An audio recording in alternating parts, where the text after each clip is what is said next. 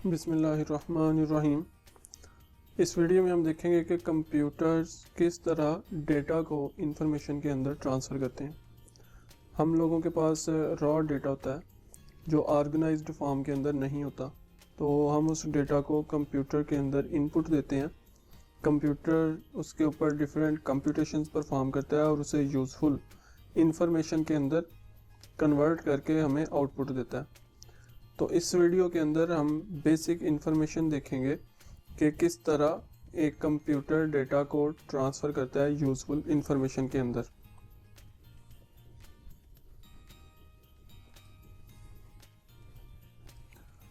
Computer जो है हम सबसे पहले देखते हैं कि किस तरह डेटा को रिप्रेजेंट करता है। उसके लिए आप लोगों को पहले नंबर सिस्टम के बारे में थोड़ा नॉलेज होना चाहिए।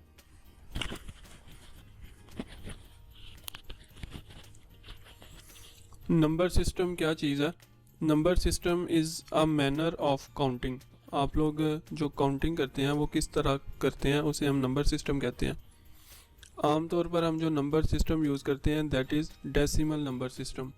उसके अंदर 10 डिफरेंट सिंबल्स होती हैं जिनसे मिलके सारी काउंटिंग बनती है डेसिमल नंबर सिस्टम में। तो इसके अलावा और काफ़ी ज़्यादा नंबर सिस्टम हमारे पास अवेलेबल हैं। कंप्यूटर्स के अंदर अमूमन 4 तरह के नंबर सिस्टम्स जो हैं वो यूज़ होते हैं। एक बाइनरी नंबर सिस्टम है जिसके अंदर सिर्फ 2 डिजिट्स होते हैं, 0 एंड 1। इसके अलावा एक ऑक्टल नंबर सिस्टम है जिसके अंदर 8 सिंबल्स होती हैं, 0 से लेकर 7 तक।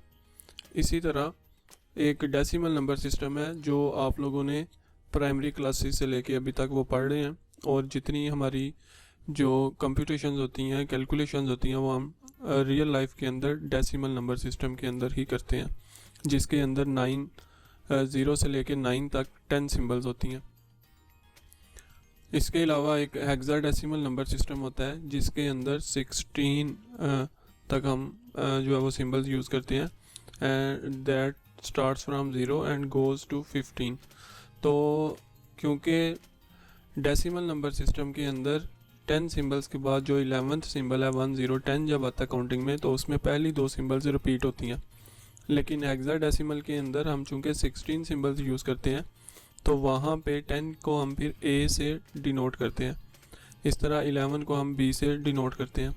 तो इस तरह सेवरल डिफरेंट नंबर सिस्टम्स जो हैं वो एग्जिस्ट करते हैं जिन्हें हम यूज़ कर सकते हैं काउंटिंग के लिए। और सबसे पहले हम देखते हैं बाइनरी नंबर सिस्टम को।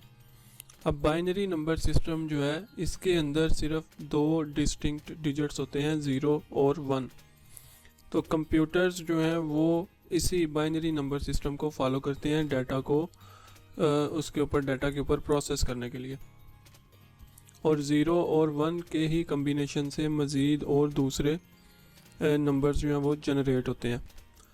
तो जो कंप्यूटर के अंदर सेंट्रल प्रोसेसिंग यूनिट है वो सिर्फ इसी बाइनरी नंबर सिस्टम को समझता है, जिससे मिलके कंप्यूटर की जो है वो लैंग्वेज बनती है, मशीन लैंग्वेज, जिसके अंदर सिर्फ 2 डिजिट्स यूज़ होते हैं, 0 एंड 1। जितनी भी आप लोगों की इंफॉर्मेशन होती है, चाहे वो टेक्स्ट में हो, चाहे वो न्यूमेरिक वैल्यू हो, चाहे वो अल्फ़ा न्यूमेरिक वैल्यू हो, चाहे वो किसी और फॉर्म के अंदर कोई इंफॉर्मेशन हो, तो रूट लेवल पे जाके वो इंफॉर्मेशन हमेशा बाइनरी नंबर सिस्टम के अंदर कन्वर्ट हो जाती है, और आपके कंप्यूटर के अंदर जो CPU है वो हमेशा बाइनरी नंबर सिस्टम के ऊपर ही प्रोसेस करता है। फॉर एग्ज़ाम्पल, आपके पास कंप्यूटर है, उसके अंदर आप एक कैलकुलेटर ओपन करते हैं, तो कैलकुलेटर में आप एक जो है वो डिवीज़न या एडिशन परफॉर्म करते हैं। एडिशन के लिए आप 2 डिजिट्स लिखते हैं, 7 + 5, तो कैलकुलेटर आपको उसका आंसर दे देता है 12। अब जो कंप्यूटर के पीछे प्रोसेसिंग हुई है वो हुई है बाइनरी नंबर सिस्टम में, जो आप लोगों से हिडन है। तो उसमें क्या हुआ है, उसमें जो कैलकुलेटर है उससे जो इंस्ट्रक्शंस CPU के पास गई हैं, CPU ने 7 और 5 को पहले बाइनरी नंबर सिस्टम के अंदर कन्वर्ट किया है, फिर उसके ऊपर प्रोसेसिंग की है, फिर उसका आउटपुट हमें दिया है, और वो आउटपुट जो है उसे वापस डेसिमल नंबर सिस्टम के अंदर कन्वर्जन के बाद हमें वो आउटपुट शो होता है।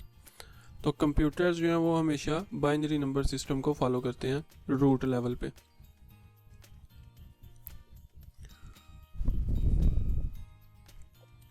अब ये जो बाइनरी नंबर सिस्टम है उसका थोड़ा सा हम नेक्स्ट लेवल पे चले जाते हैं। कंप्यूटर के अंदर जो डाटा सेव होता है वो बिट्स एंड बाइट्स की फॉर्म में होता है। जो 8 बिट्स हैं उन 8 बिट्स से मिलके 1 बाइट बनता है कंप्यूटर के अंदर, और फिर 1000 बाइट्स से मिलके 1 किलोबाइट 1 KB जो है वो बनता है। अब ये डेटा का एक यूनिट है जो हम यूज़ करते हैं। जिस तरह आप लोगों ने भी देखा होगा, आप देखते हैं कि ये एक हार्ड डिस्क है और ये कितने उसका जो मार्केट के अंदर आजकल यूनिट चल रहा है दैट इज़ गीगाबाइट्स और टेराबाइट्स, GB में चलता है या TB में चलता है। तो वो जो गीगाबाइट्स हैं वो इसी तरह बिट्स से ही बेसिकली मिलके बने होते हैं। 8 बिट्स जो हैं वो मिलके एक 1 बाइट बनाते हैं, फिर 1000 बाइट्स मिलके एक किलोबाइट बनाते हैं। इसी तरह फिर 1 KBs मिलके 1 MB 1 मेगाबाइट बनाते हैं, और फिर 1 मेगाबाइट्स जो है 1000 मेगाबाइट से मिलके 1 गीगाबाइट बनता है। और इसी तरह 1000 गीगाबाइट्स जो हैं वो आपस में मिलके 1 टेराबाइट बनाते हैं। तो टेराबाइट्स तक जो डेटा के लिए हार्ड ड्राइव्स हैं उसको स्टोर करने के लिए वो आजकल आपको इजीली मार्केट से अवेलेबल हैं, जो मिल जाती हैं। अब कंप्यूटर के अंदर हमने कहा कि डाटा जो है वो बेसिकली बिट की फॉर्म में सेव होता है, और बिट्स जो है वो आगे फर्दर बाइट, बाइट से किलोबाइट, किलोबाइट से मेगाबाइट एंड सो ऑन। अब बिट्स जो है उसे कंप्यूटर के अंदर हम एक स्विच से शो कर सकते हैं। तो हमने यहाँ पे मैंने आपको बताया कि 8 बिट्स जो हैं वो मिलके 1 बाइट बनाते हैं, और किसी एक करैक्टर को रिप्रेजेंट करने के लिए हम 1 बाइट जो है वो यूज़ करते हैं। फॉर एग्ज़ाम्पल हमारे पास कोई नंबर है, फॉर एग्ज़ाम्पल हमारे पास 11 नंबर है या 12 है या 13 है, या करैक्टर A है और B है और करैक्टर C है। तो उसके लिए कंप्यूटर के अंदर डिफरेंट स्विचेस का एक कम्बिनेशन होगा जो रिप्रेजेंट करेगा कि ये कम्बिनेशन अगर हो तो कौन सा करैक्टर इससे मुराद है। तो फॉर एग्ज़ाम्पल मैं कहता हूँ एक हमारे पास डिजिट है जिसका बाइनरी के अंदर जब हम उसे कन्वर्ट करते हैं तो उसका बाइनरी डिजिट्स का जो कम्बिनेशन आता है वो आता है 10110010। तो ये जो मैंने नंबर बताया आप लोगों को 101100 और 10, तो कंप्यूटर के अंदर जो डिफरेंट स्विचेस हैं वहाँ पे जब 1 बाइट रिप्रेजेंट होता है तो ये एक पिक्टोरियल उसका कंसेप्ट क्लियर करने के लिए यहाँ पे मैंने डिफरेंट स्विचेस यूज़ किए हुए हैं। तो अगर स्विच ऑन होगा दैट स्टैंड्स फॉर 1, और अगर स्विच ऑफ होगा तो दैट स्टैंड्स फॉर 0। तो इस तरह 1-0 के कम्बिनेशन से हम डिफरेंट 8 बिट्स के कम्बिनेशन को यूज़ करके हम एक स्पेसिफिक करैक्टर को कंप्यूटर के अंदर शो करते हैं। अब जो डिजिट्स हैं फॉर एग्जांपल 1 से लेके 0 से लेके 9 तक जो हमारे नंबर्स हैं, और उनसे मिलके आगे फर्दर मज़ीद जो है वो नंबर्स जनरेट होते हैं। अब उन नंबर्स को तो हम बाइनरी के अंदर कन्वर्ट कर लेते हैं। तो अगर हमारे पास कुछ लेटर्स हों, for example A B C या डिफरेंट लेटर्स हैं A से लेके Z तक, कुछ स्पेशल सिंबल्स हमारे पास होती हैं, तो इन लेटर्स को फिर हम बाइनरी के अंदर किस तरह कन्वर्ट करते हैं। फॉर एग्जांपल अगर हमारे पास डेसिमल के अंदर एक नंबर है दैट इज़ 10, तो 10 को अगर हमने बाइनरी के अंदर कन्वर्ट करना हो तो हम उसे 2 से डिवाइड करते हैं, और फिर जो रिमाइंडर आता है उससे हम एक बाइनरी नंबर जनरेट कर लेते हैं। तो अगर हमारे पास लेटर्स हैं फॉर एग्जांपल A से लेके Z तक है, तो उनको हमने बाइनरी के अंदर किस तरह कन्वर्ट करना है, तो उसके लिए हम यूज़ करते हैं टेक्स्ट कोड्स। तो टेक्स्ट कोड्स जो है उनका मतलब है कि हमने हर एक जो लेटर है, जो एक टेक्स्ट का लेटर है A B C D, उसके लिए हमने एक स्टैंडर्डाइज्ड कोड जो है वो डिफ़ाइन कर दिया। हर एक लेटर का एक स्टैंडर्ड कोड है, और ये स्टैंडर्ड कोड्स जो हैं they are necessary for data transfer.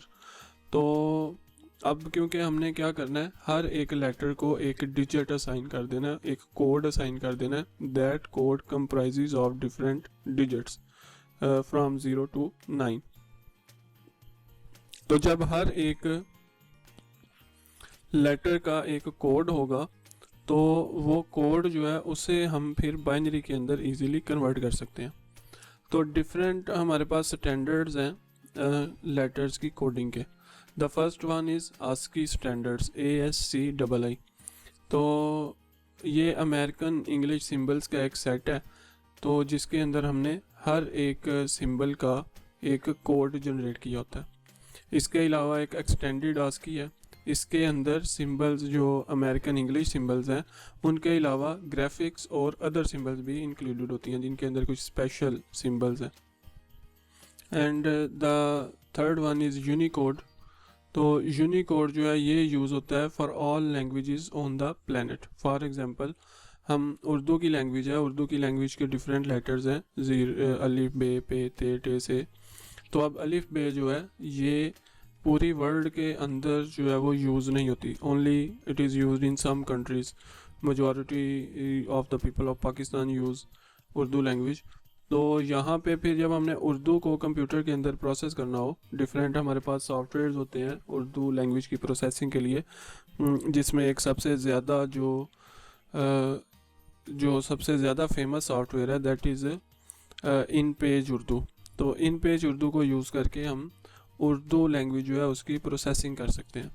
तो वहाँ पे जो डिफरेंट लैंग्वेजेस हैं वहाँ पे हर एक लैंग्वेज का जो लेटर है उसके लिए एक कोड होता है that is called a Unicode. तो उस यूनिकोड के ज़रिए हम बाकी की जो डिफरेंट लैंग्वेजेस हैं उन्हें हम प्रोसेस कर सकते हैं कंप्यूटर के ऊपर। लेकिन अगर हमने इंग्लिश सिंबल्स हैं और ग्राफिक एंड अदर सिंबल्स हैं तो उनके लिए हमने ASCII कोड जो है वही उसका स्टैंडर्ड्स हमेशा फॉलो करना। अब कंप्यूटर जो है वो प्रोसेसिंग के लिए अपना CPU, सेंट्रल प्रोसेसिंग यूनिट जिसे हम कहते हैं, वो यूज़ करता है। कोई भी डेटा आप लोगों ने अगर कंप्यूटर के अंदर प्रोसेस करना हो तो उसके लिए आप लोगों को CPU की ज़रूरत होती है। CPU is called the brain of the computer. तो CPU के बगैर आप लोगों का कंप्यूटर जो है वो बिल्कुल भी नकारा है, डेड है।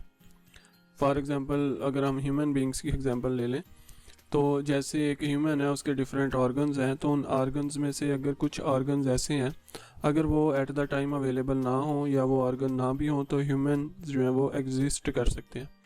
फॉर एग्ज़ाम्पल किसी का हाथ कट गया या किसी का खुदा न खास्ता टांग कट गई है या कान कट गया किसी का, तो वो अलाइव रह सकता है।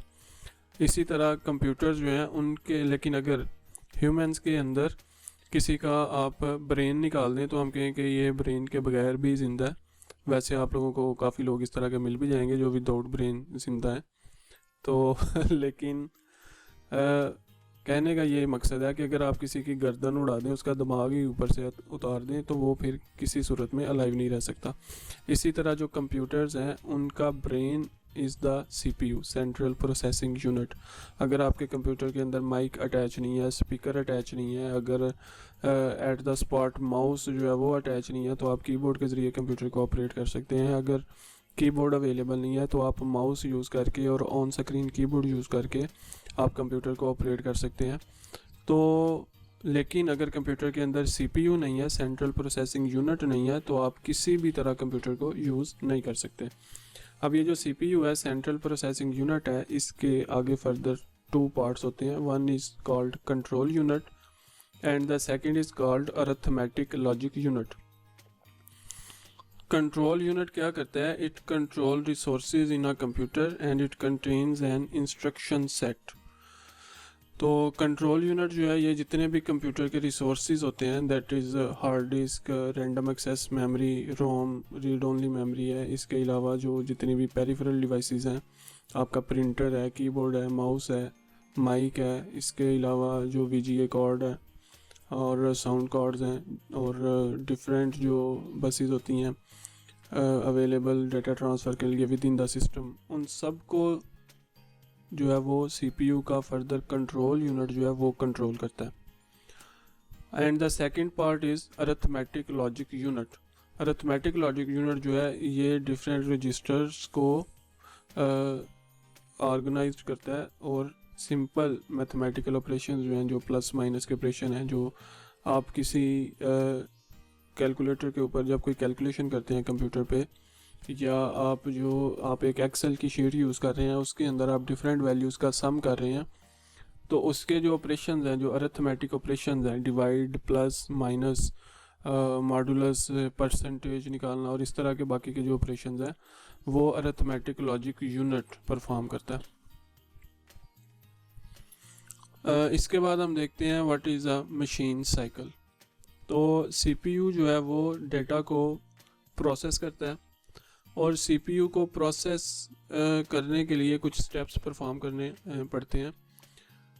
अब जो भी स्टेप सीपीयू परफॉर्म करता है डेटा को प्रोसेस करने के लिए, that one step is called one machine cycle. CPU ने अगर एक स्टेप परफॉर्म किया है और उस एक स्टेप के अंदर हमें आउटपुट दे दिया है, डेटा को जो है वो यूज़फुल इंफॉर्मेशन के अंदर कन्वर्ट कर दिया है, रिक्वायर्ड फॉर्म में कन्वर्ट कर दिया, हमें आउटपुट दे दिया, and that will be called one machine cycle. अब ये जो मशीन साइकिल है इसको हम फर्दर टू पार्ट्स के अंदर डिवाइड कर सकते हैं। One is called instruction cycle and the second one is called execution cycle. Instruction cycle के अंदर सीपीयू एक इंस्ट्रक्शन गेट करता है कि डेटा के ऊपर मैंने क्या प्रोसेस अप्लाई करना है, इससे किस तरह की इंफॉर्मेशन के अंदर मैंने कन्वर्ट करना है। फॉर एग्जांपल आप टू नंबर्स जो हैं वो डिफरेंट कंप्यूटर को इनपुट देते हैं और उसके बाद आप उसे इंस्ट्रक्शन देते हैं कि इन दो नंबर्स को प्लस कर दो या इन दो नंबर्स को डिवाइड कर दो या इन दो नंबर्स को मल्टीप्लाई कर दो। That is the instruction given to the CPU by the user. तो सीपीयू जो है वो इंस्ट्रक्शन साइकिल के अंदर इंस्ट्रक्शन गेट करता है कि मैंने कौन सी कंप्यूटेशन परफॉर्म करनी है। जब इंस्ट्रक्शन सीपीयू को मिल जाती है तो उसके बाद नेक्स्ट साइकिल स्टार्ट होता है जिसे हम कहते हैं एग्जीक्यूशन साइकिल। एग्जीक्यूशन साइकिल जो है उसके अंदर सीपीयू उस इंस्ट्रक्शन के ऊपर कंप्यूटेशन परफॉर्म करता है और उन कंप्यूटेशन का जो रिज़ल्ट होता है वो हमें आउटपुट देता है। तो सीपीयू की स्पीड इतनी होती है कि एक सेकंड के अंदर बिलियंस ऑफ साइकिल्स जो है वो सीपीयू परफॉर्म करता है। इतनी ज़्यादा इंस्ट्रक्शंस को वो एक सेकंड के अंदर ही परफॉर्म कर देता है। तो अगर हमने इससे भी ज़्यादा जो सीपीयू की स्पीड बढ़ानी हो तो हम डिफरेंट टेक्निक्स यूज़ कर सकते हैं। उनमें से एक पाइपलाइनिंग है। Pipelining processes more data. अगर पाइपलाइन का एक कंसेप्ट है वो आप फर्दर जब ऑपरेटिंग सिस्टम का कोर्स पढ़ेंगे तो वहाँ पे पाइपलाइनिंग की टेक्निक्स भी हम इंशाल्लाह पढ़ेंगे। तो अगर हम पाइपलाइनिंग यूज़ करते हैं तो आप ज़्यादा डेटा को प्रोसेस कर सकते हैं विद इन शॉर्ट टाइम। उसमें यह होता है फिर कभी भी सीपीयू जो है वो इंस्ट्रक्शंस के वेट करने के लिए आइडल नहीं बैठता, वो हर वक्त कंप्यूटेशन परफॉर्म करता रहता है जिससे ज़्यादा डेटा प्रोसेस हो जाता है। इसी तरह मल्टीटास्किंग जो है वो भी मल्टीपल इंस्ट्रक्शंस जो एट अ टाइम उनको कंप्यूट कर देती है। डिफरेंट जो इंस्ट्रक्शंस हैं वो साइमल्टेनियसली एक ही वक्त के अंदर सीपीयू के अंदर प्रोसेस होती हैं जिससे डेटा को प्रोसेस करने की स्पीड और ज़्यादा तेज़ हो जाती है। अब हम एक कंसेप्ट देखते हैं यहाँ पे मेमोरी का। आप लोगों के जो कंप्यूटर की मेमोरी है दैट इज़ कॉल्ड रैम। वैसे कंप्यूटर के अंदर डिफरेंट मेमोरीज होती हैं, तो उनमें जो सबसे ज़्यादा जो प्रोग्राम्स हैं उनके प्रोसेस करने के हवाले से जो मेमोरी है उसे हम रैम कहते हैं, रैंडम एक्सेस मेमोरी। तो हमारे पास एक परमानेंट स्टोरेज होती है that is called hard disk.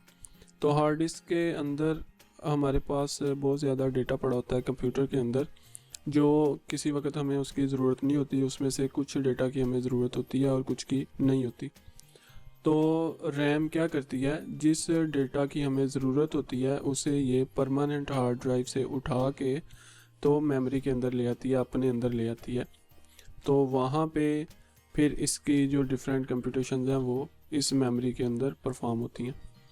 Computation CPU perform करता है लेकिन वो डिफरेंट रिजल्ट्स को स्टोर करने के लिए, डिफरेंट इंस्ट्रक्शंस को स्टोर करने के लिए इस मेमोरी को यूज़ करता है। फॉर एग्जांपल अगर आपके पास कंप्यूटर के अंदर कोई वीडियो गेम इंस्टॉल है और एक आपके पास कोई वर्ड प्रोसेसर जो है वो इंस्टॉल है। फॉर एग्जांपल हम कहते हैं कि आपके पास माइक्रोसॉफ्ट एक्सेल इंस्टॉल है।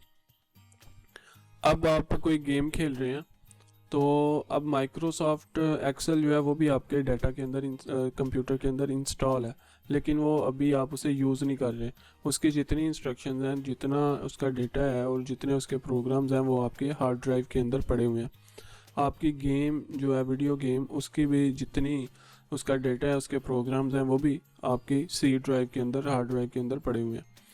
तो आप ये करते हैं, आप गेम खेलना चाहते हैं तो आप गेम के आइकन पर डबल क्लिक करते हैं, जिससे गेम रन होना स्टार्ट हो जाती है। अब जितना भी उस गेम के रिलेटेड डेटा है वो परमानेंट मेमोरी से, सी ड्राइव से, हार्ड ड्राइव से वो रैम के अंदर आ जाता है, मेमोरी के अंदर आ जाता है, और वहाँ पे फिर आप गेम खेलना स्टार्ट कर देते हैं। आप देखा होगा आपने कि जब आप डिफरेंट गेम्स परचेज़ करते हैं, अगर कोई आप सीडी परचेज़ करते हैं या आप किसी गेम की कोई जो है वो एग्जीक्यूटेबल फाइल जो है वो कंप्यूटर से, इंटरनेट से डाउनलोड करते हैं, तो वहाँ पे उसके साथ सिस्टम रिक्वायरमेंट्स लिखी होती हैं कि इस गेम को रन करने के लिए आपको कितनी मेमोरी रिक्वायर्ड है, कितनी रैम रिक्वायर्ड है। अगर आपकी रैम उस रिक्वायरमेंट से कम है तो फिर वो गेम यहाँ पे प्ले नहीं हो सकती। उसे रनिंग के लिए जितना डेटा चाहिए होता है वो एट द स्पॉट मेमोरी के अंदर वो नहीं आ सकता। तो जो भी हमने कंप्यूटर के अंदर प्रोग्राम ओपन करना है, कोई डेटा ओपन करना है, तो वो इस मेमोरी के अंदर स्टोर होगा। आपकी ये मेमोरी जितनी ज़्यादा होगी, कंप्यूटर उतना ही ज़्यादा फास्टर होगा। फॉर एग्ज़ाम्पल, अगर आपके पास 8 GB की मेमोरी है तो आपका कंप्यूटर कुछ प्रोग्राम्स के ऊपर ठीक तरह से परफॉर्म नहीं कर रहा, तो अगर आप अपनी इस मेमोरी को 16 GB तक ले जाएंगे या इससे ज़्यादा इन्हेंस कर लेंगे तो उससे कंप्यूटर की स्पीड जो है वो ज़्यादा तेज़ हो जाती है, वो ज़्यादा अच्छी तरह जो है वो परफॉर्म करने लग जाता है। इसके बाद हम एक और टाइप की मेमोरी देखते हैं, that is called non volatile memory. वैसे वोलाटाइल का मतलब होता है कोई चीज़ जो बुखारात बन के उड़ जाए, तो यहाँ पे हम ये देखेंगे नॉन वोलाटाइल मेमोरी का कंसेप्ट ये है कि कोई ऐसी मेमोरी अगर उसे पावर ना भी मिले, पावर ऑफ भी हो, फिर भी उसके अंदर डेटा जो है वो स्टोर रहे, उसे हम नॉन वोलाटाइल मेमोरी कहते हैं। तो उस डिफरेंट टाइप्स की मेमोरीज़ हैं जो नॉन वोलाटाइल होती हैं, हमारे पास अवेलेबल होती हैं। एक रोम है, रीड ओनली मेमोरी। इसके अलावा basic input output system, BIOS, जो हर सिस्टम के अंदर होते हैं कंप्यूटर के अंदर। जब कंप्यूटर ने स्टार्टअप लेना होता है तो इसके अंदर जो इंस्ट्रक्शंस होती हैं उन्हें वो एग्जीक्यूट करता है। And the third one is power on self test POST, जिसे हम कहते हैं। तो ये डिफरेंट टाइप्स की मेमोरीज़ हैं जो नॉन वोलाटाइल मेमोरीज़ होती हैं। इसके अलावा हमारे पास एक परमानेंट हार्ड ड्राइव भी होती है, हार्ड डिस्क जिसे हम कहते हैं, कंप्यूटर के अंदर लगी होती है। That is also a non volatile memory. अगर आपके कंप्यूटर है आपका, आप एक डेस्कटॉप कंप्यूटर चला रहे हैं तो उसमें पावर ऑफ हो जाती है, तो जो डेटा रैम के अंदर होगा वो तो आप लोगों का स्टोर नहीं होगा, और जो डेटा आपका नॉन वोलाटाइल मेमोरी के अंदर होगा वो चाहे पावर नहीं भी है तो फिर भी वहाँ पे वो स्टोर रहेगा। इसी तरह हमारे पास एक फ्लैश मेमोरी होती है जो आप लोग काफ़ी ज़्यादा इस टर्म से ऑलरेडी जो है वो वाकिफ़ होंगे, इसे जानते होंगे। हम एक टर्म यूज़ करते हैं फ्लैश की, फ्लैश मेमोरी की। तो फ्लैश मेमोरी जो है it is also a non volatile memory. तो इसके अंदर डेटा जो है हम फिज़िकल स्विचेस यूज़ करके डेटा को स्टोर करते हैं। जिस तरह फॉर एग्जांपल कैमरा कार्ड्स हैं, USB की चेन्स हैं। एक की चेन आप लेते हैं, उसके साथ एक USB लगी होती है, या वैसे ही USB आप यूज़ करते हैं, तो USB is a type of flash memory. तो ये एक ऐसी डिवाइस है जिसके अंदर फिज़िकल स्विचेस यूज़ होते हैं डेटा को स्टोर करने के लिए, और ये भी नॉन वोलाटाइल मेमोरी है। अगर पावर ना भी मिले तो फिर भी इनके अंदर डेटा स्टोर रहता है। वोलाटाइल मेमोरी वो होती है उसके बरक्स कि अगर पावर ना हो तो इनके अंदर जो डेटा है वो ख़त्म हो जाता है। तो डेटा को होल्ड रखने के लिए इन्हें पावर की ज़रूरत होती है, इलेक्ट्रिसिटी की ज़रूरत होती है। फॉर एग्ज़ाम्पल, अगर आपने एक वर्ड प्रोसेसर ओपन किया है, माइक्रोसॉफ्ट वर्ड ओपन किया है, उसके अंदर आप जो है एक जो असाइनमेंट है आपकी, उसके रिलेटेड आप डिफरेंट जो टेक्स्ट है उसे टाइप कर रहे हैं, लिखते जा रहे हैं, तो जब तक आप सेव की ऑप्शन, सेव का बटन जो है उसे नहीं दबाते या कंट्रोल एस नहीं करते, तो उतनी देर तक वो डेटा आपका रैम के अंदर रहता है। तो अगर पावर ऑफ हो जाए कंप्यूटर की और डाटा जो है वो आपकी किसी नॉन वोलाटाइल मेमोरी के अंदर, किसी फ्लैश ड्राइव के अंदर या किसी परमानेंट स्टोरेज के अंदर स्टोर नहीं हुआ, तो वो डेटा आपका ज़ाया हो जाएगा। आपको दोबारा से सिस्टम ऑन करके वो सारा कुछ दोबारा से लिखना पड़ेगा।